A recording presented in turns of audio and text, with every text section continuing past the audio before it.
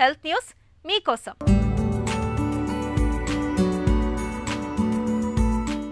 మధుమేహ నియంత్రణకు వాడే మెట్ఫార్మిన్ ఔషధాన్ని గర్భిణీలు వినియోగిస్తే పిండంపై దుష్ప్రభావం పడే ముప్పు ఉందని తాజా అధ్యయనం వెల్లడించింది.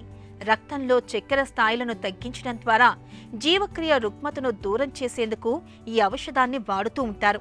మహిళలకు గర్భధారణ సమయంలో మధుమేహ సంబంధ కారణాల వల్ల కలిగే ముప్పును తగ్గించడానికి వైద్యులు దీన్ని సిఫార్సు చేస్తూ ఉంటారు.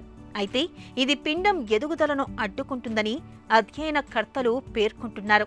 కిడ్నీలు సహా ఇతర అవయవాల ఎదుగుదలను నెమ్మదించేలా చేస్తుందని వారు వెల్లడిస్తున్నారు. అమెరికాలోని బెయిలర్ వైద్య కళాశాల పరిశోధకులు జరిపిన ఈ అధ్యయనాన్ని అమెరికా జర్నల్ ఆఫ్ గైనకాలజీ ఇటీవల ప్రచురించింది. గర్భం దాల్చిన 13 కోతులపై ఈ పరిశోధన చేశారు.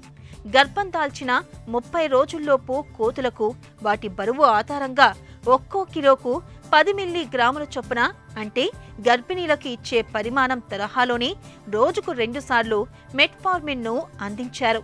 145వ రోజున వాటికి సిజేరియన్ చేసి మెట్ఫార్మిన్ ఔషధ స్థాయిలను పరిశీలించారు. మెట్ఫార్మిన్ మందు తల్లి గర్భం నుంచి గర్భస్థ శిశువుకు చెందిన మూత్రపిండాలు, కాలేయం, పేగులు, మాయ, ఉమ్మనీరు, మూత్రంలో కలుస్తుందని, ఆయా అవయవాల ఎదుగుదలను నియంత్రిస్తుందని ఇందులో తేలినట్లు అధ్యయనకర్తలు తెలిపారు. గర్భస్థ శిశువు శరీర బరువు తగ్గుదలపై కూడా ఔషధం ప్రభావం చూపిందని పరిశోధకులు పేర్కొంటున్నారు.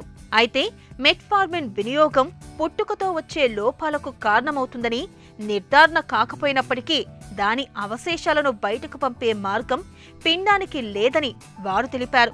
ఈ అంశంపై మరింత లోతుగా అధ్యయనం చేయాల్సి ఉందని శాస్త్రవేత్తలు చెబుతున్నారు.